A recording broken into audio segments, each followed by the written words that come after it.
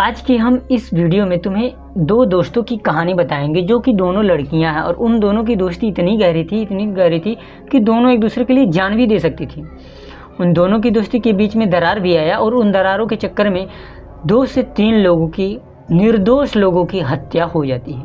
तो आइए इस पूरी घटनाक्रम के बारे में आपसे डिस्कस करेंगे और आप लोगों से बताएंगे कि ये कहानी कहाँ से है, कैसी होती है। तो दरअसल बात कुछ ऐसी थी कि जो है रमा और करिश्मा दोनों दोस्त थी। अब दोस्त बचपन से ही पढ़ी लिखी, साथ में ही पढ़ी थी, साथ में ही लिखी थी।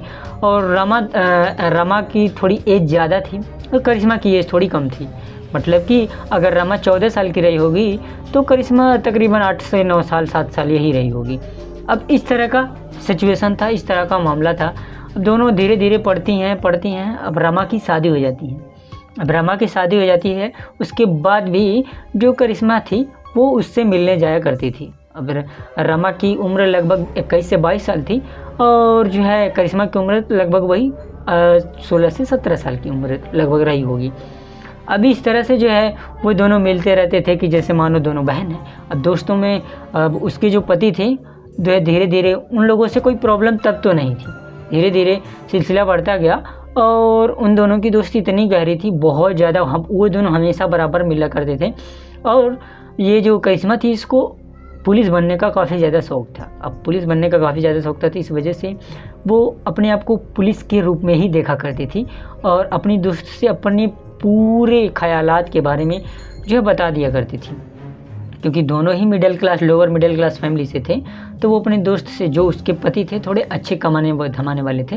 तो इसकी जो दोस्त थी यानी कि रमा उसको बहुत ज़्यादा सपोर्ट करती थी।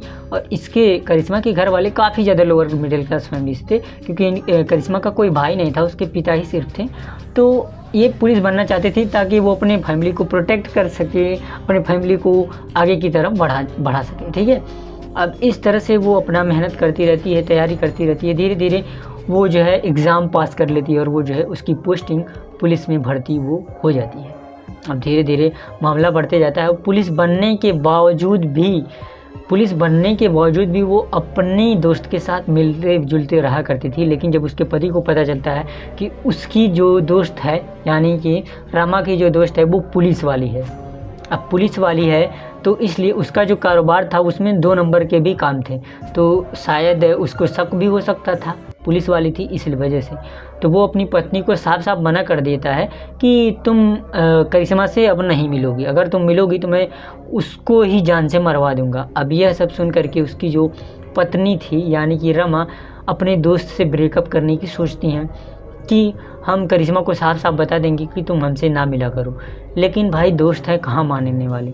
धीरे धीरे सिलसिला बिगड़ते जाता है, बनते जाता है। इस तरह से चलते कुछ ज़्यादा ही समय बीत जाता है। और उसके बाद से एक दिन बिना बताए जो है करिश्मा रमा के घर पे आ जाती है।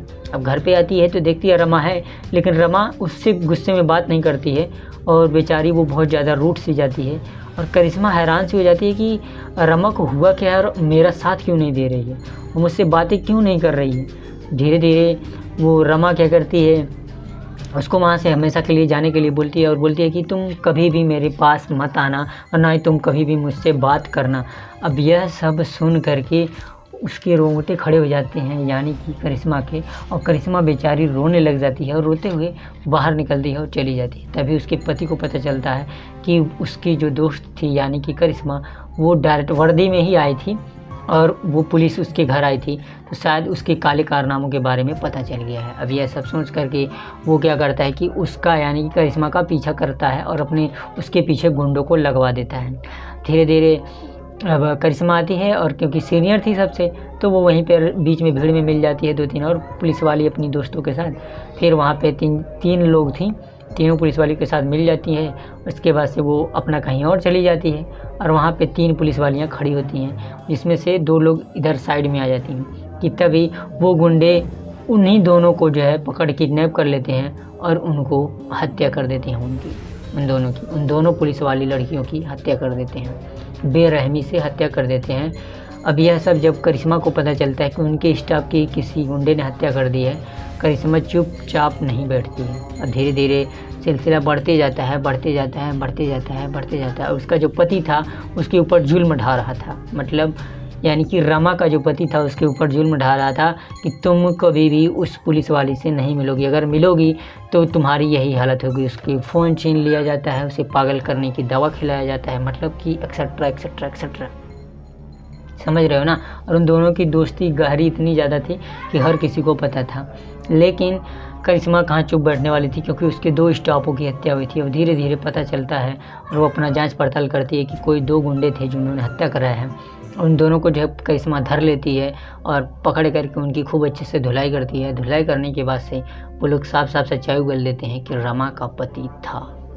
अब रमा के पति को भी धर लिया जाता है, उसके बाद से उसकी पूरी सच्चाई सामने आती है। फिर रमा का पति जो था वो अपना बता देता है कि अपना मैं काले धंधे के बारे में कि मैं चरस, कोकीन ये सब बेचता हूँ।